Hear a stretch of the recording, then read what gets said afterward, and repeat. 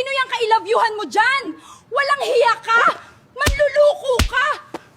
Huling-huli na kita. Nakita ko sa cellphone mo. Kaya pala ang bango-bango mo kapag umaalis. 4 na ang mga anak natin. Malalaki na sila. Ngayon ka pa nagluko. Bakit, Adrian? Anong mayroon dyan sa kabit mo? Nawala ako!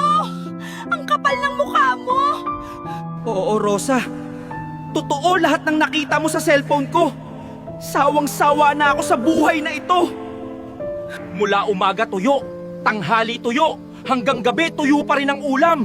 Sa hating gabi, tuyong-tuyo pa rin. Ayaw ko na. Sawang-sawa na ako. Aalis na ako at bahala na kayo rito. Wala na akong pakialam sa inyo.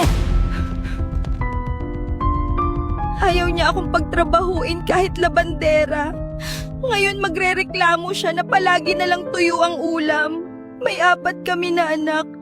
2 nasa kolehiyo. Kaya kulang na kulang talaga ang sahod niya. Ngayon iniwan niya ako sa ere. Pinagpalit kami sa kabit niya. Paano ko ngayon bubuhayin mga anak ko?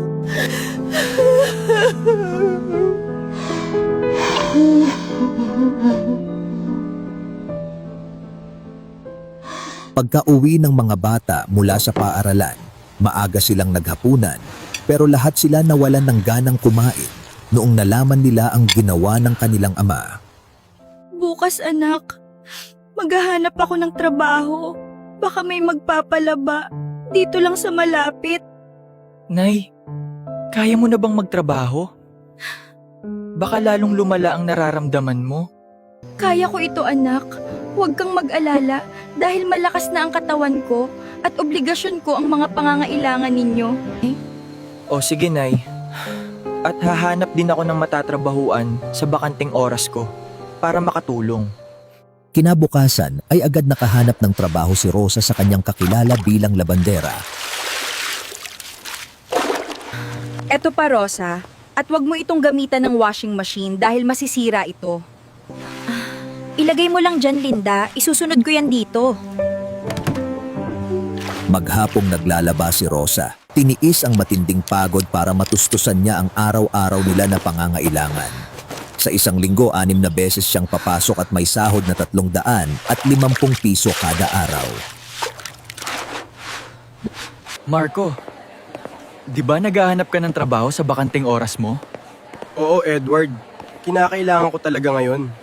Yung pinsan ko, manager dyan sa Key Fast Food. Subukan mo dun. Sabihin mo lang kaibigan kita. Tama bang mahigit 2 linggo ka nang naghahanap ng trabaho? Yan ang sabi sa akin ng pinsan ko. Tama po, ma'am. Kinakailangan ko kasi talaga ng pera ngayon para makatulong sa nanay ko. Pasensya ka na, Marco. Kinakailangan din kasi namin malaman ang background ng lahat ng magiging employee namin. Saan nga pala ang tatay mo, Marco? Bakit gusto mo ring magtrabaho? Sumama po sa ibang babae at hindi na po alam kung saan. Hindi na nagparamdam ang tatay namin sa amin, may nakapagsabi sa akin. Nasa bukid nun daw siya kasama ang kabit niya, nanonood ng Kaamulan Festival.